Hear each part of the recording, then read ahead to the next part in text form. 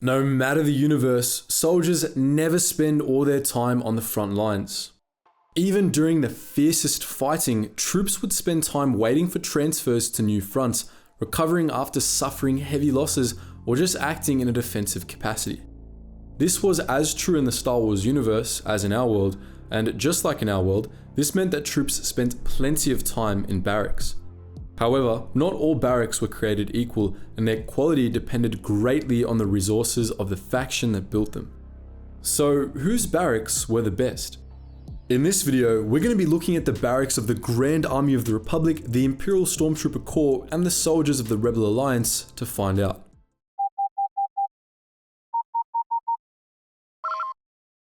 Attention, Sergeant on deck! Let's start with the good old GAR. We know the most about Clone Wars era Republic barracks because they appeared quite a bit in Star Wars The Clone Wars, giving us lots of insight into how clone troopers lived. GAR barracks facilities tended to be pretty large, even on embattled worlds like Christosis, featuring large airfields, ammunition depots, training grounds, and fairly spacious living quarters. Judging by the base on Christosis, the Republic didn't skimp out on amenities for its clone troopers, despite otherwise treating them like slaves. There was actually a reason for this, and it wasn't simple compassion.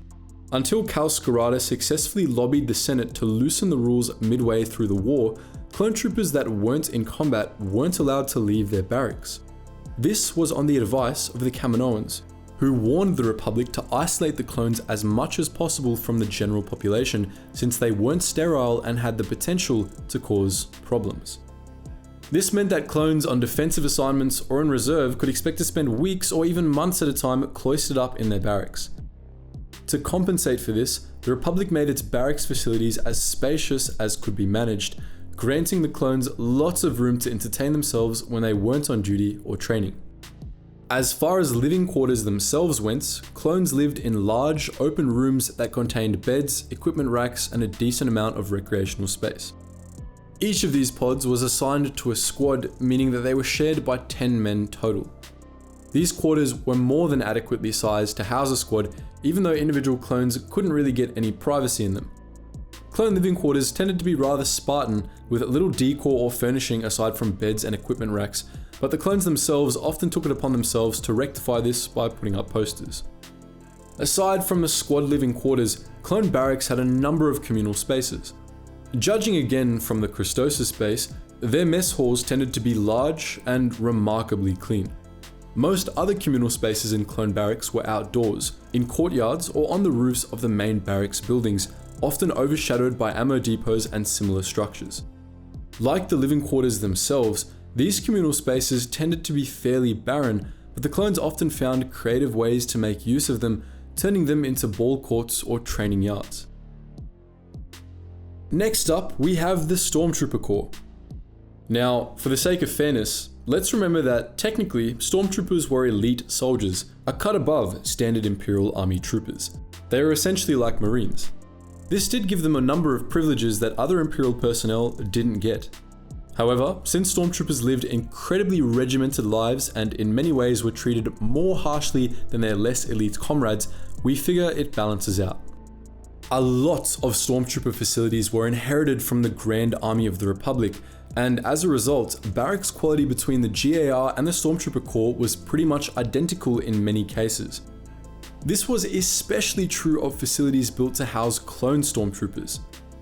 However, facilities that were intended primarily for human Stormies were known to have additional amenities. The Death Star, for example, quartered some of its personnel in regular barracks, but enlisted personnel in good standing were given personal quarters, which were tiny but granted far more privacy. Stormtroopers also had the benefit of more advanced military hardware.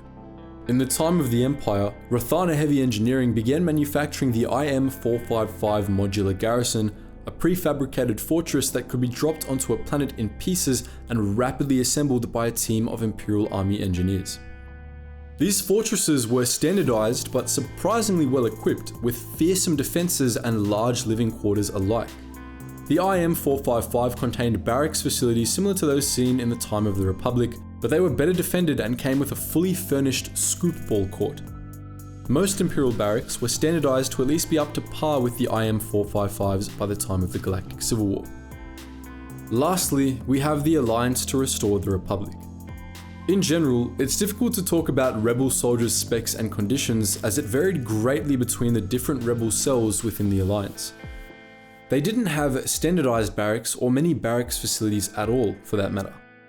This was because the Rebel Alliance controlled very little territory during the Galactic Civil War, only developing the infrastructure to control and fortify planets once it transformed into the New Republic after the Battle of Endor.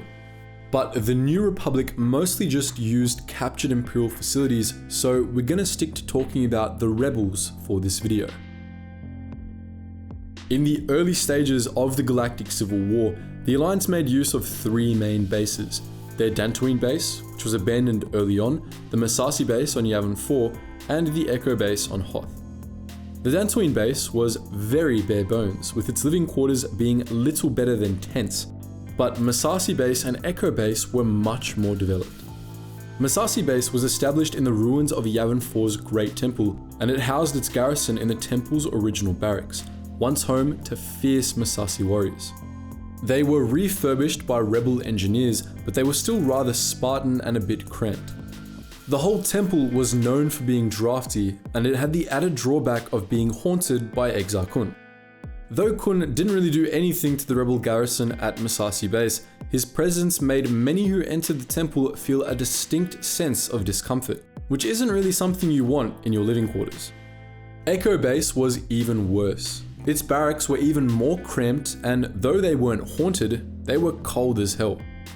Between the fall of Echo base and the Battle of Endor, the Rebel Alliance largely operated as a space-bound faction, their fate tied to the vast and eclectic Rebel fleet. The fleet acted as the Alliance's mobile base of operations, and during this period, most of the Rebels' troops were quartered aboard the ships of the fleet. The quality of these quarters varied wildly from ship to ship. The smaller frigates were cramped and depressing, while the Alliance's Corellian corvettes and Mon Calamari cruisers had relatively luxurious living areas aboard.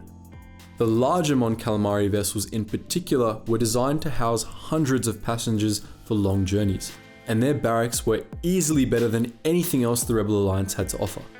However, very few rebels could get quarters on these great battleships, and the majority lived on vessels with less glamorous accommodations. As a whole, we'd say the Rebel Alliance probably had the worst living quarters on average, though some of its barracks facilities were better than anything clones and stormtroopers alike would ever experience. Unless they were lucky enough to get aboard Home 1 or another of the Alliance fleet's flagships, Rebel soldiers didn't have much to look forward to in their barracks, owing to the Rebellion's extremely limited resources. We'd probably rank the Republic barracks next. They were more consistently good than Rebel barracks. Even if some Rebels got higher quality lodgings, Republic barracks managed to be more efficient and still relatively comfortable. Lastly, we'd say the Stormtrooper Corps had the best barracks overall. Their stuff was mostly on par with the Republic's, but the personal quarters many Stormtroopers got were considerably better and provided more privacy than communal barracks. So that's our look at whose barracks were the best. But what do you think? Are there other topics in this vein you'd like us to see us talk about in the future? Feel free to post your thoughts in the comments section below. And as always guys, thank you so much for watching, and I hope to see you in the next video.